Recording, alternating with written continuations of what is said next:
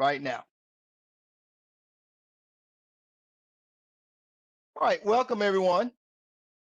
Good to see you. Hope all is well. I know that you've had weather-related incidents. Some of you may have worked and helped some of the people who were in the hurricane, so I am sure they are appreciative of that. Of course, you guys know me. My name is Daryl Dunnington. I am working with you guys on October the 15th. This is week 3, I believe, 6 p.m. on a Wednesday. So let's make sure that we go through and review what we have worked on.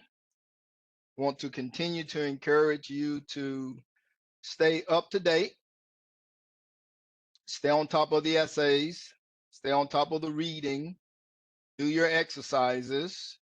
Remember, our goal at the end of the day is to pass those professional certifications. If you do the work, it will fall in place for you. So let's take a look at what we did our last session. And our last session was Monday, the 13th. So we took a look at the data modeling and the constellation that you'll have to work on, and the assignments for completing work in business architect. Now, those are actually 3 different technologies or 3 different principles for the PEGA technology. Number 1, up at the top, when you listen to the audio for the data model, that's here. Then, of course, we talked about the data model. We spent a lot of time talking about the data model, how to create a field, how to create a data relationship with a reference and an object, where those data components are stored in the situational layer cake. Is it in the org? Is it in the implementation layer? Is it in the divisional layer? So we took a look at that. Or is it in the framework layer? Those classes reside in one of those layers based upon a naming convention. You'll learn later on it's called a pattern naming convention. Based upon the pattern of your object, it will determine the layer that the object or the class will live in. And those properties are associated with those classes. And it's much like in object-oriented programming, has a relationship. A certain object has a property or has an attribute. So you'll see that we use a different terminology. We use that it is applied to, instead of it saying it's has a relationship. But we did learn that there is work data and that there is data. I guess that's the best way to put it. If it's in the work class, it will be implemented under the -work class. It will be in the application layer. If it is data, independent data that's reusable, then that would be found in the data class, -data, and then some name. And it could be found in the implementation or application layer. It could be found in the divisional layer.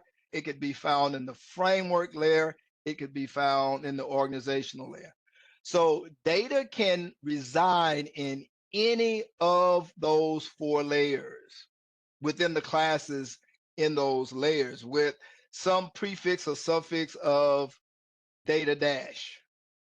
Work can only reside in the application layer, implementation layer, and or the framework layer. They cannot reside in the organizational or the divisional layers. So they are limited in scope to the implementation layer and to the framework layer when we are associating data with work.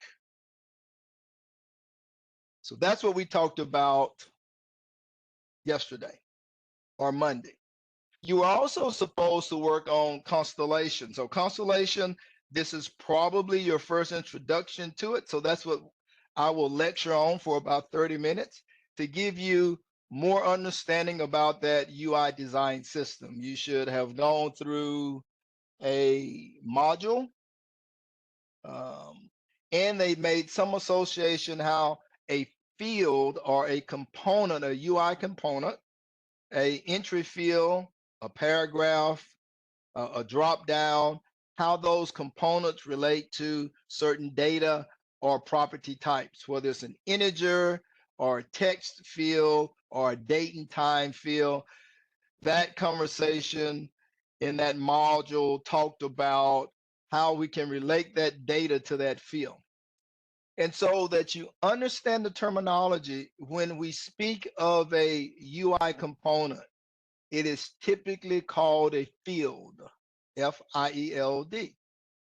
When we speak of the rule or the rule type that stores the information, then we call that a property rule. Now, a field will always be associated with a property rule so that it can maintain the value of that information. The value of that information is stored in the property, but it's displayed in the UI field so you can see it. So you should have had that reading, and it talked about Constellation and the design system, what primary fields are if you're familiar with databases. I don't know if in your 7th semester, you've taken Oracle or DB2 or MySQL. Those all have to do with database management systems. But a primary field is a field that allows you to indicate uniqueness. So for instance, your social security number that you may have, that would be considered a primary field, because out of all of your other information, your size, your weight, your height, your educational level, I can look for that social security number to be unique from anything else, and that would be considered a primary field. So primary fields come into play when we create data, because that data that we capture and we modify and manipulate is most often at the end of the day stored into a database. And then you start working on some of the case lifecycle components, assignments. How do you route from one user to the next user? Remember, enterprise solutions, when you create a case type, that case lifecycle has many stages, and within the stages, we have multiple processes and or steps that we have to carry out, and all of those are not associated with one operator. You may have a claim adjuster that may send it to the financial department at some point, and so it has to move from one individual or from one persona to another persona so that that work is carried out. And SLA, service level agreement, we associate a time with how long it takes you to do that work on that collect information step. You should be familiar with that now. So those are the disciplines that you have covered. Today, I'll spend more time talking about the PEGA Constellation UI so that you get a better understanding, more of a technical background about how it interacts with this component called React that is commonplace in the technological world now. So our last session, if you need the notes and you need the video, you can go back and find that. You should have also received a WebEx link. We do that every session, but I'll try to remind you in case you forget. You can always go back. For each session, we dynamically go back through our UI tool and we build these 3 components all the time: a document, a mind map, and a podcast so that you can listen to it in Spanish. It's a detailed summary of my discussions. In the last sessions, I continue to remind you, I looked at October the 6th, and about 85% of you have entered everything. I think there's 5 students that I still don't have essays for. So if you are one of those 5 students, I need you to submit that. You guys are doing a great job of catching up on 8, 10, 8. Trying to remember, there's over 3/4 of the essays submitted there. So I know that some of you were behind, but continue to catch up. Remember, it's important. Utilize those essays to help you with your interviewing skills. You will be able to have a conversation about the various topics in PEGA that they'll ask you. And of course, it helps remind you of how we teach our curriculum. We go from a wider funnel and we keep narrowing it down from the PEGA modules all the way down to the lectures that we provide, all the way down to the podcast that summarizes that. And so we do targeted learning for you so that you can capture the essence and the ideas of the PEGA technology. As I mentioned today, I want to spend just a little time on Constellation, give you some background, tell you a little bit more about it. I know in the reading, it's quite a bit of reading. I want to condense that for you. Again, I want to provide targeted education for you so that you can quickly learn what you need to know in order to be successful in this ecosystem. So let me exit out and let me bring up my presentation. So after this presentation, it should be about 30 minutes. Then I'll let you guys out to continue your work. And I thank all of you for all of your efforts. Continue to work hard. That's very, very important that you do that so that you can yield the greatest results. Okay. So I decided today to try to put this in Spanish. So the presentation is in Spanish, and I'm going to talk to that. I know enough about the topic and some of the words that I can figure out what's actually going on, and then I have some notes in front of me. So I want to talk about this. This may make it easier. And also I want you to realize that when I do these presentations in the recording, I also upload the presentations. So any presentations that I've done, those are uploaded in the recorded section. You'll see for that particular date. There is a folder for presentations, and any presentations that I do, the presentations, normally PDFs are put in there for you. So today I want to talk about how do we bridge the worlds? How do we bridge the two worlds? We have two worlds here, two technologies that operate in the same space. React is all about user components and UI.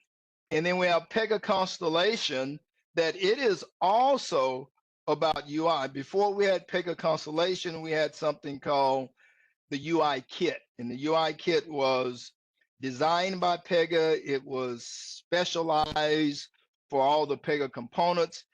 It was a way to overlay all of the UI components in Java.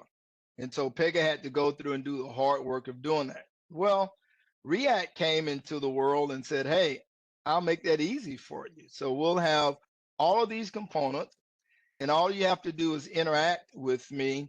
If you have a governance system to do that, and that's what the PEGA Constellation is, it's going to govern the way the React components interact with the PEGA environment, and with the external environment being the actual devices. We have basically three types of devices for UI interaction. We have a desktop, we have a laptop, we have well, desktop, laptop, those are basically the same. We have a tablet, thought to say iPad, but we have a tablet, and then we have mobile phones. So those are the three devices. They all differ in size, but we want the same experience to happen across those physical devices. And that's what React and PEGA Constellation will bring to bear. So how do we build consistent dynamic interfaces? How do we make sure that the way it looks on my desktop is the way it's going to look on my mobile phone, or it gives me a similar output regardless of what I'm trying to target, mobile, tablet, or desktop? But it's a really tough challenge, but I think we've almost arrived to the point to where it is relatively consistent across all three. So using native React along with PEGA Constellation provides the ability to share a component language. So they share this language. There's a predictable pattern of responsiveness, what state a particular component is in, and it will allow for visual consistency. And that's exactly what we want. We want visual consistency. So there's a problem that we have. People expect today across all your devices, whether I'm looking at something on my laptop or I'm spending a lot of time on my iPhone, they want consistent behavior. And if it's not consistent, then people will move on to some other application.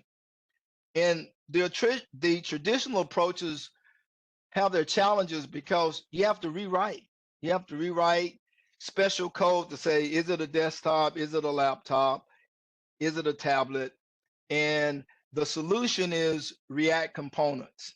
So React-based components, that architecture combined with the PEGA Constellation's governing design system is a powerful foundation. Now, remember what they do. They have two distinct responsibilities in this arena.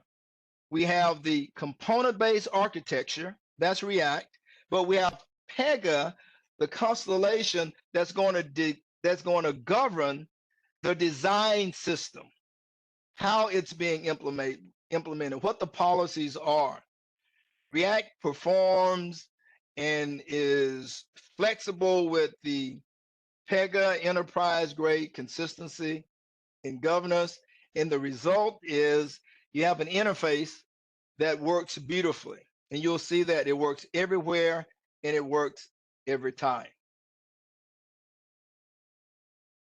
So let's take a look here at some of the fundamentals, some of the concepts that lay behind this. I like to use the Lego example. You guys familiar with Legos, right? How you can build block upon block. Well, that's exactly what the component architecture is.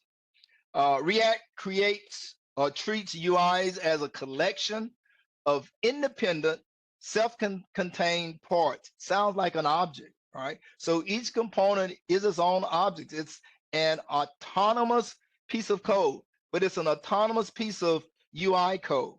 Each component is like a Lego brick, small, focused, but it is designed to work with others, so it gives you the capability to build anything. So we look at composition over complexity. We want to build complex interfaces. So we're building complex interfaces by composing small components together. We take this modular approach to make it easier to understand, to test, and for us to maintain.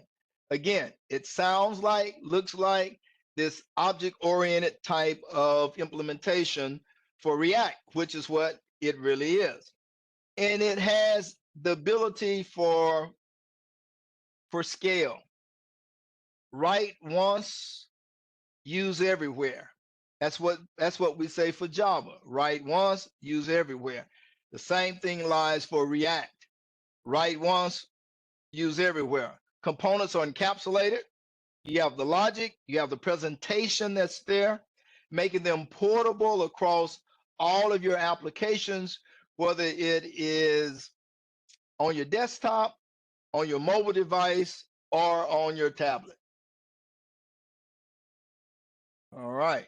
So how do we do that? How is this actually done? Now, I don't know if you are familiar with DOM, Document Object Model. Document Object Model, that's DOM. Created and implemented by Microsoft. And so we use DOM. It's this lightweight in-memory copy. We call it VDOM. Lightweight in-memory copy of the browser DOM. document object module. It's a tree-like structure that interfaces with HTML and XML to help you identify web pages in a hierarchical tree-like structure. But we also use this JSX. It's the syntax. It's the syntax. It is a HTML-like language that it allows you to write. And that is utilized in the DOM environment.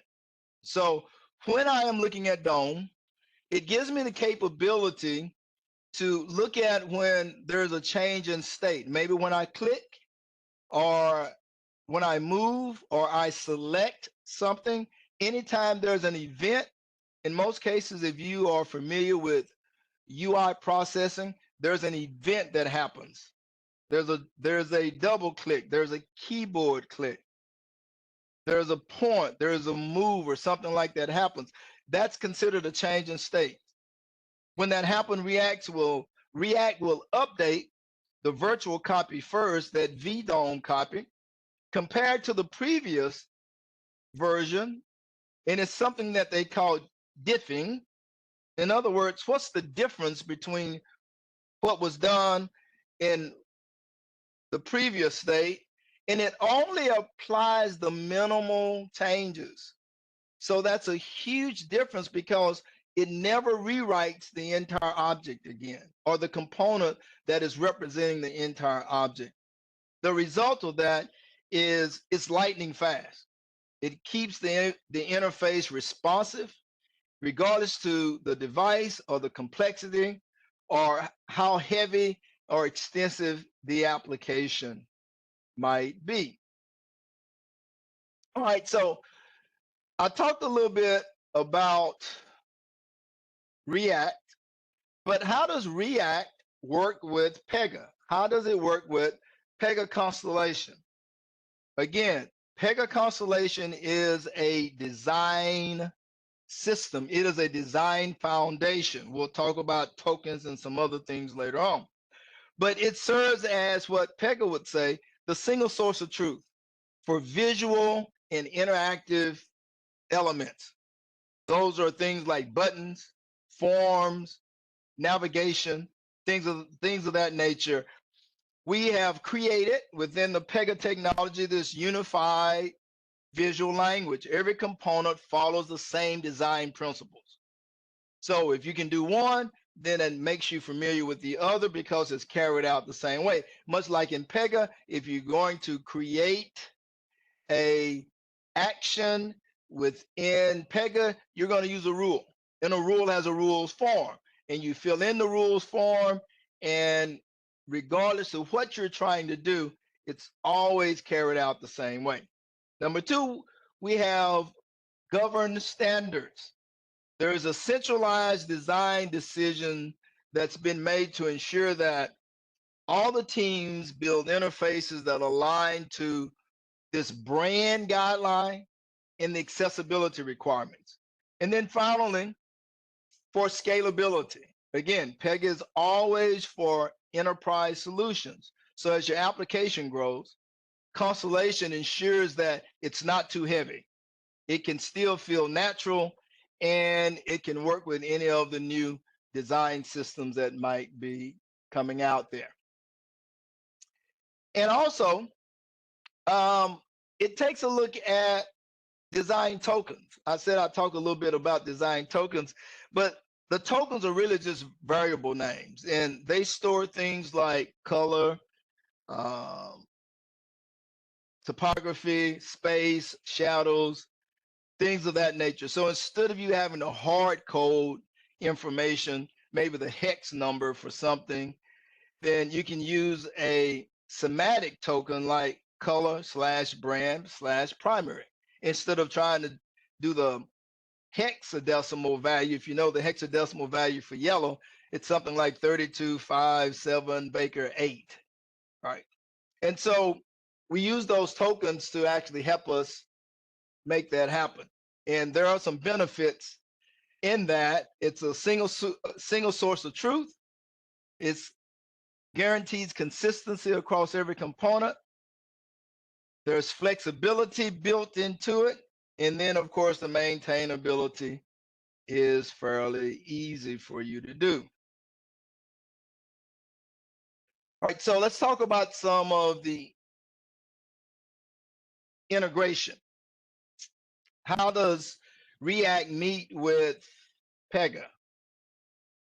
React has the capability to perform dynamic interfaces while PEGA maintains governing the visual aspect of it, the visual language.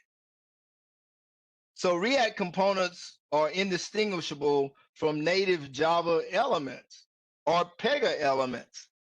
And the user shouldn't really care how it's implemented. Just know that if you follow the guidelines in PEGA in Constellation, it's going to work right.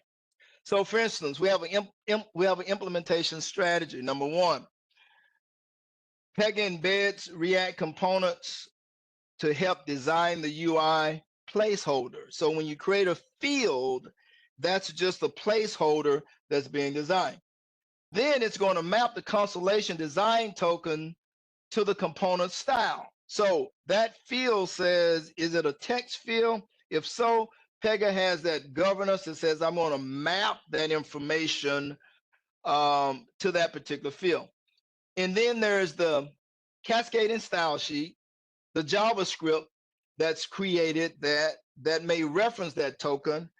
And then it tests for if there are things called breakpoints across the thing. A breakpoint indicates that there's a physical constraint to say that if I have my components flowing on a desktop, maybe all 5 can flow across, but if I put it on a tablet, maybe only 3 can flow across, and I put it on my phone, my mobile phone, maybe only 1. So I have to be able to flow that. And so that's what we look at when we look at our implementation goals and our implementation strategy of React and Constellation, that they work together so that you have that consistent look across all of those devices, or the consistent feel across all of those devices. All right. So again, there is interoperability that happens between PEGA and React. It's a two-way communication. Number one, I'd say the case data and the back-end response flow into React components happens. So that's PEGA, the data coming into PEGA. And then you have the component processing that happens back within React, to where it's going to look at the state. It's going to handle the user interactions efficiently. And then there's the event out that it sends back to PEGA that says, now this is the information that I'm going to give to you to update your data model. And all of that happens real time.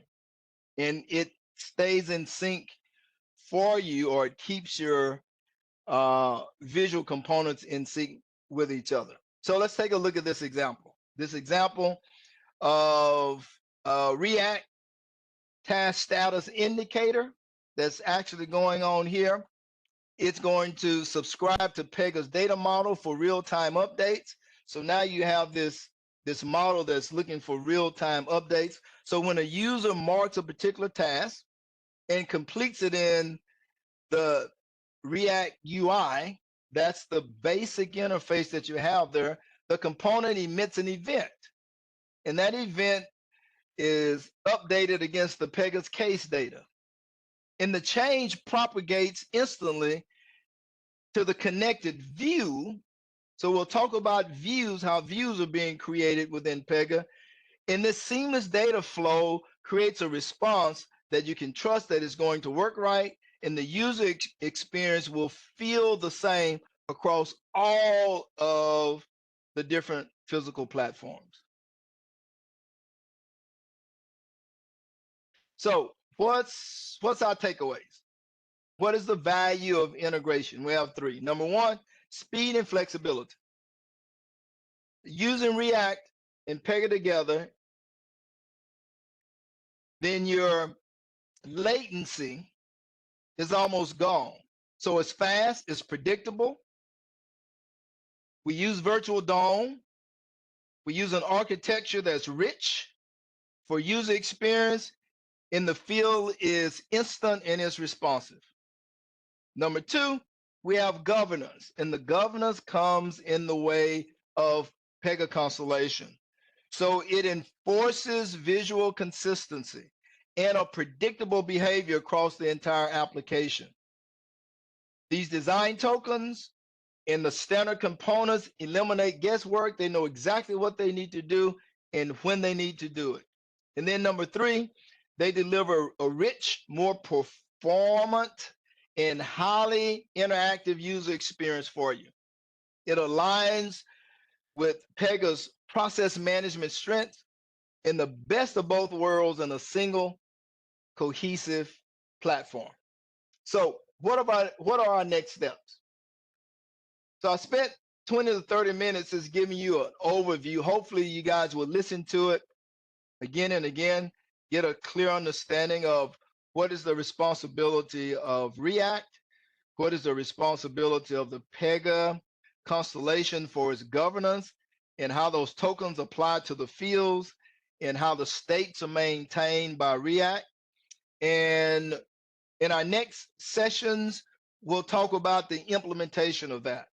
So I'll spend time in our next session showing you some of the UI components, what they look like in PEGA, how we design forms, how we design views, how we create components that are associated with the form and the view to create that UI to collect information, how we then associate the property with that field, with that visual field. So now we have data that's stored that's going to update our data model. So we'll talk about design tokens, data points, build our first component. So you should have already done that if you did the work for Monday, and know that you will be able to scale whatever application that you build with confidence. So that's the end of my lecture. Thank you for your time. Thank you for listening to that. And I'm going to get out at this point, go back to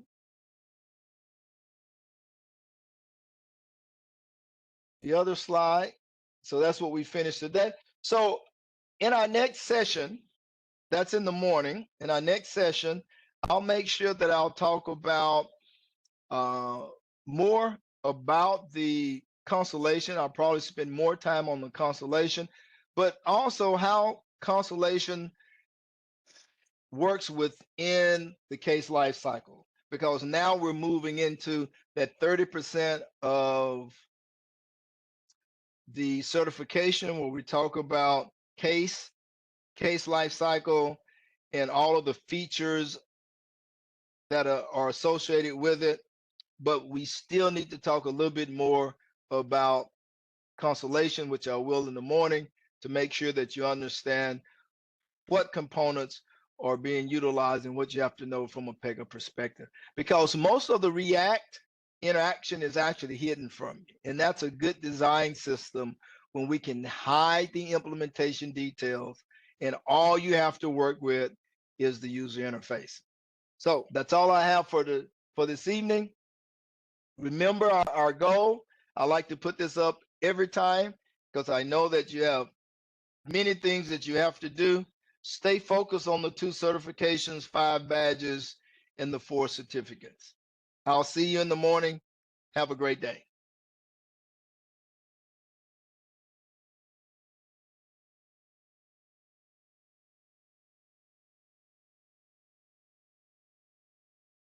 All right.